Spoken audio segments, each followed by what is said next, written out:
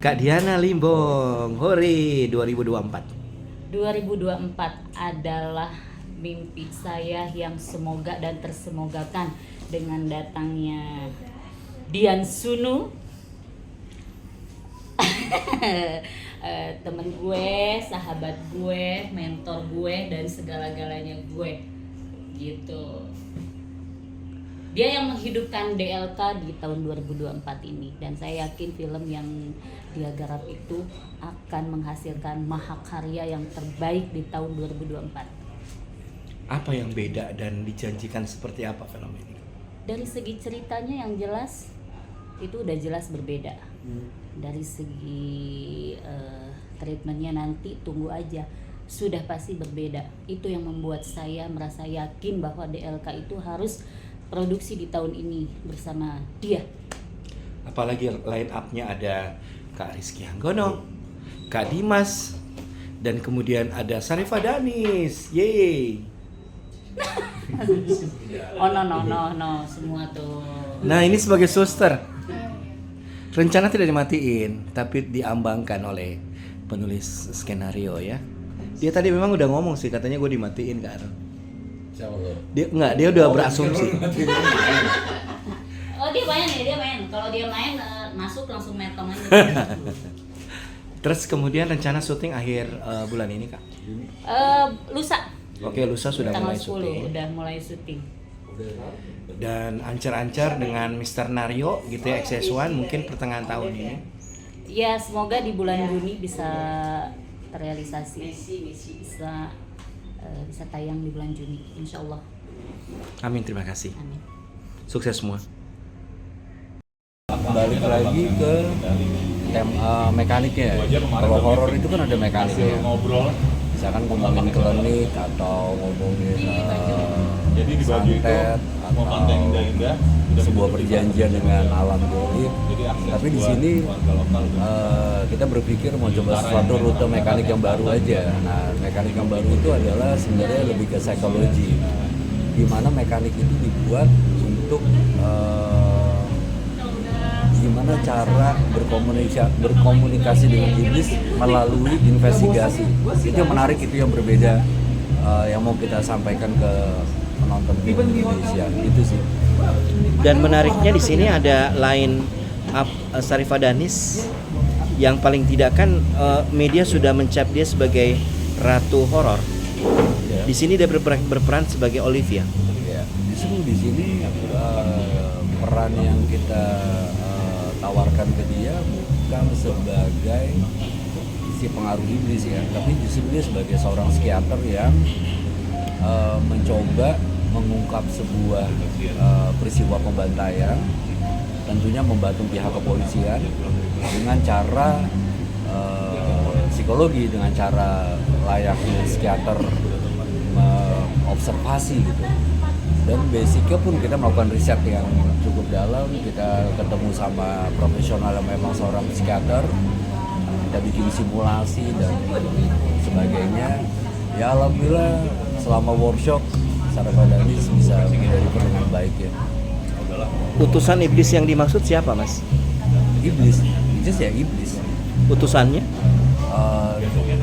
Dalam arti utusan di sini sebenarnya kita nggak menampilkan sebuah creature setannya lupa kayak apa, karena kita juga pengen ngajarin bahwa setan itu nggak bisa membunuh. Betul. Dia membutuhkan sebuah medium, kebetulan Cantika yang dipakai untuk medium untuk melakukan teror dan sebuah misi yang memang belum kelar, belum selesai. Rencana syutingnya berapa lama, Mas? Almost 2 weeks lah ya, 2 minggu lah ya. Dan mulai akhir Januari. Ya, kita mulai proses di 10 Januari. Dewa. Sukses Mas Sunu. Thank you banget. Rizky Hanggono 2024 main psychological horror dengan Dian Sunu. Silakan Mas, berperan sebagai apa? Di filmnya judulnya udah boleh dibilang ya? Boleh dong. Nggak ada di sini, Udah ada di kaos. iblis, ya kan? Nah. Jadi Dokter Sugeng. Oke. Dia ini kepala rumah sakit jiwa yang pasti sebagai kepala rumah sakit dia tahu selain siapa-siapa aja pasiennya, juga dokter-dokter yang bekerja sama dengan dia. Masuk latar belakang yang pernah dialami dokter sebelum dokter-dokter itu sebelum bekerja sama dengan dia. Dan di rumah sakit ini ada kejadian yang cukup menyita perhatian dan mungkin buat sebagian orang di luar nalar.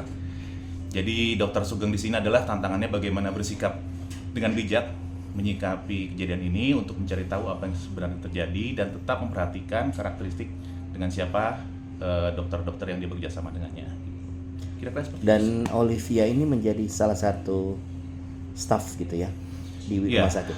Dia bisa dibilang salah satu dokter spesialis terbaik yang dipunya di rumah sakit ini. Oke, dan itu diperankan oleh Sharifah Danis. Oke. Beradu akting dengan Sharifah Danis? Dalam film sih ini seinget saya sih baru pertama kali ya, dulu sekali di serial komedi di TV lah, dan setelah itu hampir nggak pernah ketemu lagi. Dan menarik sih, cuman di sini yang akan kita mainkan nanti memang karakter Olivia ini di sini tidak banyak bicara, lebih hanya banyak defensif dan segala macam. Dan karakter Sugeng juga bukan karakter yang opresif atau menekan. Jadi dari keseluruhan film dan seluruh karakter bisa gue bilang karakter Sugeng ini bukan karakter yang menambah beban Olivia lah, tapi mengimbangi aja.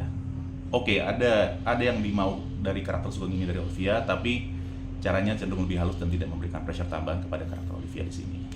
Dan kali ini didirect oleh Dian Sunu. Yes, kedua kali sih ya. Oke. Kedua kalinya dulu ada web series Langit Kala Senja, tapi cukup singkat. Di situ jadi papanya Omar Daniel. Main film juga belum lama sama dia.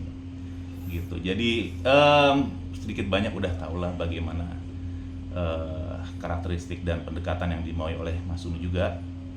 Apalagi kemarin kebetulan gue datang langsung di Big Reading, tapi beliau menyempatkan diri untuk nge-brief gue langsung dan kita bicara kurang lebih seperti apa yang dimau. Jadi ketika Big Reading gue mainkan, tapi di situ ke diskusi lanjutan setelahnya ada koreksi-koreksi lah atau arahan yang sebenarnya mau disampaikan seperti apa, dan mudah-mudahan sih hasilnya bisa bagus dengan persiapan yang singkat ini. Sukses Mas. Sukses selalu buat kita. Ini film Indonesia, saya Dimas Aditya. Di film Utusan Iblis ini saya berperan sebagai Randy. Dan Randy ini punya karakter yang sangat curious, ingin tahuannya besar, menyelidik, dan dia juga seorang polisi dengan bakat itu. Dia yang akan membantu salah satu psikiater di sini yang diperankan oleh Sharifah Danis untuk menguak kasus-kasus pembunuhan yang terjadi.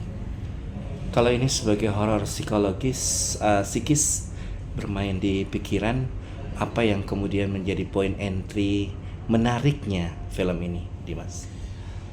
Setiap scene ini mengandung clue, kunci-kunci dari kasus yang akan dikuak. Jadi masing-masing berhubungan dan tidak ada scene yang putus.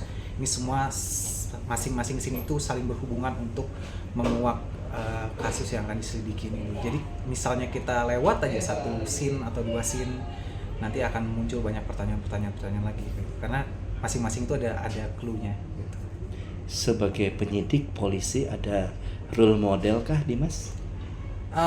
Untuk film ini aku melihat ada beberapa ya dari film Hollywood ya khususnya ya, karena memang kayaknya polanya hampir sama, penyelidikan segala macam itu pola sama seperti filmnya David Fincher. Kemudian ada filmnya yang kemarin juga tayang di streaming Netflix, itu kayak Manhunter. Terus yang paling tepat sih kayaknya diarahnya ke arah ini Zodiac, dan satu lagi juga Seven. Dan ini kali pertama didirect oleh Mas Dian Sunu ya? Iya. Sebenarnya dia detail ya, jadi dia memang secara konsep dia udah jelasin ke para talentnya, pada pemainnya, dia pengen seperti ini, terus dia pengen pergerakan, gimmick dan segala macam itu memang sesuai, karena sesuai apa yang udah ada di kepalanya dia. Kita cuma tinggal mentransform aja ketika di layar dan ketika di set gitu. Semoga sih syutingnya bisa berjalan lancar dan memang sesuai dengan visi misi dari sutradara sendiri. Dalam skrip ada beberapa dialog dan kemudian interaksi dengan psikiater ya, si Yeah. Sharifah Danis. Bisa diceritakan ini kali pertama kah dengan si Sharifah atau punya pengalaman tersendiri? Sharifah ini mungkin udah pernah ya sebelumnya, cuman kita main film komedi, jadi ini film yang serius yang pertama kali kita ketemu, terus intens dan banyak dialog panjang dan penuh dengan emosional. tapi dia so far sejauh ini reading dia memang mampu mengaplikasikan itu ke acting ya. Jadi agak optimis gitu ketika nanti kita akan syuting seperti apa, bawahnya optimis banget. Good luck Dimas. Thank you.